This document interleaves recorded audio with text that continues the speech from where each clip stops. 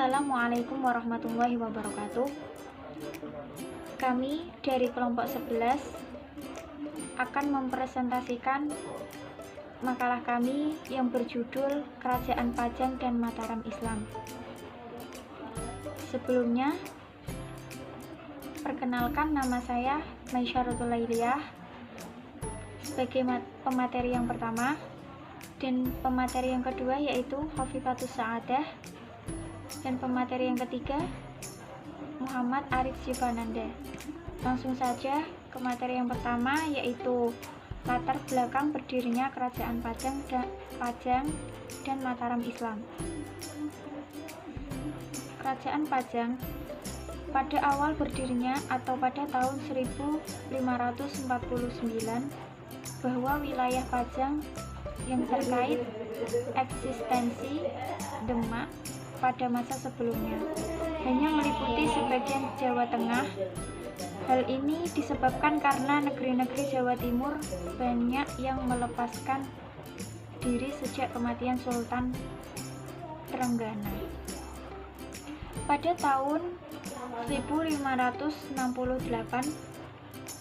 Hadi Wijaya dan para adipati Jawa Timur dipertemukan di Giri Kedaton oleh Sunan Prapen. Dalam kesempatan itu, para adipati sepakat mengakui kedaulatan Pajang di atas negeri-negeri Jawa Timur. Sebagai tanda ikatan politik, Panji Wiryakrata dan dari Surabaya, yaitu pemimpin persekutuan Adipati Jawa Timur, yang dinikahkan dengan putri Hadi Wijaya. Kerajaan Mataram Islam. Tanah Mataram dan Pati adalah dua hadiah Hadi Wijaya untuk siapa saja yang mampu menumpas Arya Penangsang tahun 1549. Ki Penjawi diangkat sebagai penguasa Pati sejak tahun 1549, sedangkan Ki Ajeng Pemanahan baru mendapatkan hadiahnya tahun 1556. Berkat bantuan Sunan Kalijaga, hal ini disebabkan karena Hadi Wijaya mendengar ramalan Sunan Prapen bahwa di Mataram akan lahir kerajaan yang lebih besar dari Pajang. Yang kedua yaitu kondisi ekonomi, sosial, budaya, dan politik dari Kerajaan Mataram Islam dan Pajang. Dari Kerajaan Pajang, kelemahan masyarakat Pajang pada saat itu adalah ketidakmampuan dalam bidang perniagaan, sehingga mesti memiliki hasil agraris yang sangat melimpah. Kedikdayaan ekonomi Kerajaan Pajang ini tidak berlangsung lama, meski Kerajaan Pajang merupakan salah satu kerajaan Islam di Jawa. Namun pengaruh tradisi Hindu masih kental, sehingga beberapa kebudayaan pun masih ada yang menggunakan tradisi Hindu. Masyarakat di Pajang juga masih banyak yang menjalankan beberapa tradisi yang sudah turun-temurun dari nenek moyang mereka. Kehidupan politik Kerajaan Pajang ini sebenarnya mulai mapan dan stabil. Namun disayangkan perjalanan kerajaan Islam Pajang tidak cukup lama karena beberapa konflik yang telah terjadi. Kini Kerajaan Pajang sendiri berpusat di Jawa Tengah, bekas Kerajaan Demak lebih tepatnya yaitu di daerah Kartasura dekat Surakarta atau Solo. Selanjutnya yaitu Kerajaan Mataram Islam. Kehidupan ekonomi Mataram Islam banyak ditopang dengan daerah pertanian atau agraris. Hal ini tentu saja karena letak geografis Kerajaan Mataram Islam yang berada di pedalaman dan memiliki tanah yang sangat subur. Kondisi geografis yang sangat mendukung ini menjadikan kehidupan ekonomi Kerajaan Mataram Islam berkembang begitu pesat dan bahkan sampai bisa menjadi kerajaan pengekspor beras terbesar pada saat itu. Sultan Agung cukup lama menjadi penguasa di Mataram, yaitu sekitar 32 tahun. Pada masa kekuasaannya dibedakan dalam 2 periode, yaitu periode yang pertama adalah masa penyatuan negara dan periode yang kedua masa pembangunan negara. Pada masa kepemimpinan Sultan Agung, Mataram berhasil menundukkan Gresik, Surabaya, Kediri, Pasuruan, dan Tuban. Selanjutnya Lasem, Pamekasan, dan Sumenep, dan bahkan bukan saja menguasai Pulau Jawa, Mataram juga berhasil meluaskan daerah kekuasaan sampai pada Palembang, Sukadana atau Kalimantan, dan Goa. Sultan Agung juga pernah melancarkan serangan kepada Belanda di Batavia, namun sayangnya gagal. Kekalahan yang terjadi karena pasukan dari Mataram yang kelelahan menempuh jarak yang jauh dari Mataram ke Jakarta. Selain itu, pasukan Mataram juga terkena wabah penyakit sehingga banyak yang meninggal.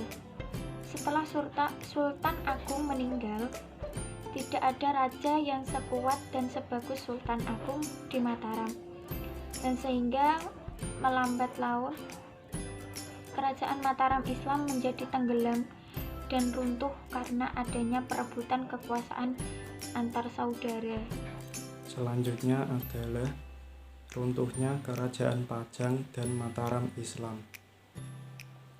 Kerajaan Pajang, Sultan Hadiwijaya meninggal dunia tahun 1587. Jenazahnya dimakamkan di Butuh, suatu daerah sebelah barat Taman Keraton Pajang. Ia digantikan oleh menantunya Arya Pangiri, anak Sunan Prawoto. Sebelum diangkat ke tahta Pajang, Arya Pangiri adalah penguasa Demak. Sementara itu, anak Sultan Hadiwijaya, Pangeran Benawa, disingkirkan oleh Arya Pangiri dan dijadikan Adipati Jipang. Kemudian Kesultanan Pajang kalah pamor terhadap kekuasaan Mataram. Kerajaan Mataram Islam. Setelah pemerintahan Raja Amangkurat I, kepemimpinan Kerajaan Mataram dilanjutkan oleh Raja Amangkurat II. Amangkurat II memerintah kerajaan ini dari tahun 1677 Masehi hingga 1703 Masehi. Pada masa pemerintahannya, Belanda akhirnya berhasil menguasai sebagian besar wilayah Kerajaan Mataram. Hal ini menyebabkan rakyat Kerajaan Mataram mengalami penderitaan. Kemudian hubungan Kerajaan Demak dengan Kerajaan Pajang dan Mataram Islam. Kerajaan Pajang. Kerajaan Pajang sekitar tahun 1549 Masehi hanya memiliki luas wilayah kekuasaan di sebagian wilayah Jawa Tengah. Salah satu alasan yang mendasari hal tersebut adalah banyaknya kekuasaan Kerajaan Demak yang melepaskan diri. Wilayah tersebut melepaskan diri setelah kematian Sultan Trenggono. Kemudian Kerajaan Mataram Islam. Tanah Mataram adalah hadiah Hadiwijaya untuk siapa saja yang mampu menumpaskan Arya Panangsang pada tahun 1549. Ki Ageng Pemanahan baru mendapatkan hadiahnya tahun 1556 berkat bantuan Sunan Kalijaga.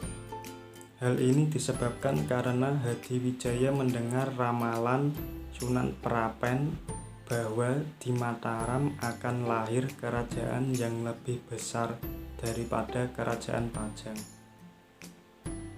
Selanjutnya, peninggalan dan bukti-bukti kerajaan Mataram Islam.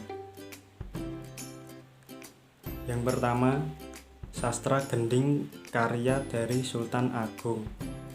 Yang kedua, Taun Saka. Ketiga, Kerajinan Perak. Keempat, Kalang Obong yang merupakan tradisi kematian orang Kalang, yakni dengan membakar peninggalan orang yang meninggal. Yang kelima, Kue Dipo yang merupakan makanan khas masyarakat Kota Gede. Makanan ini telah ada sejak zaman kerajaan. Selanjutnya bisa dibaca sendiri di PPT yang sudah tertera. Kemudian pengaruh kerajaan Samudra, Pasai, dan Demak bagi Indonesia di masa sekarang. Yang pertama, kerajaan Pajang. 1. Masyarakat Indonesia mayoritas beragama Islam. 2. Berkembangnya sastra babat, suluk, syair yang dibawa dari Arab. 3. Masuknya tarekat Syatariyah yang dibawa Abdur Rauf Singkel. Yang keempat, kerajaan paling pertama yang tiba. 5. Memperkenalkan koin emas sebagai mata uang di Kesultanan Pasai. 6. Beberapa peninggalannya, yakni ada Cakradonya, makam orang-orang kerajaan Sultan Malik Az-Zahir dan As-Saleh, stempel khusus, naskah surat Sultan Zainal Abidin. Kemudian kerajaan Demak. Kerajaan Demak adalah kerajaan Islam pertama dan terbesar di Pulau Jawa.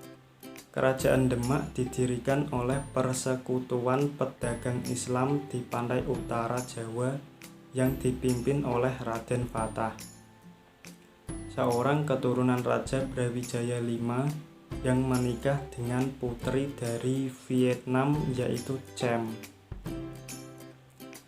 Kehidupan Islami dari tradisi para wali songo yang masih bertahan hingga sekarang, khususnya di wilayah pesisir utara Pulau Jawa. Kehidupan Islam tersebut masih terpengaruh oleh cara kerajaan Demak yang murni dan lebih berpegang kepada Al-Quran dan As-Sunnah daripada kepada kepercayaan mistis, sinkretis, animisme, dan dinamisme. Baik, terima kasih untuk teman-teman sekalian yang sudah meluangkan waktunya untuk menonton video penjelasan dari awal sampai selesai. Saya meminta maaf sebesar-besarnya atas kesalahan maupun kekeliruan baik perbuatan atau perkataan. Wassalamualaikum warahmatullahi wabarakatuh.